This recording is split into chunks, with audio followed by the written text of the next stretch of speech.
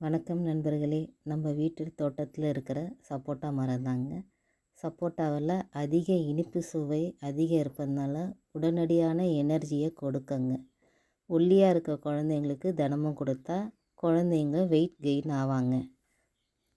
Calcium, magnesium, phosphorus சத்து அதிகம் இருப்பதுனால இது எலும்புக்கும் பற்களுக்கும் ரொம்ப நல்லதுங்க. எளிதில் செரிமானம் ஆகக்கூடிய பழங்களில் இதுவும் ஒன்றுங்க. அதனால் குழந்தைங்க முதல் பெரியவங்க வரை சாப்பிட்லாங்க. சர்க்கரை நோயாளிங்க மட்டும் அளவாக எடுத்துக்கணுங்க. ஏன்னா இனிப்பு சத்து அதிகம் இருப்பதுனால சர்க்கரைக்கு இது குறைவாக தாங்க எடுத்துக்கணும்.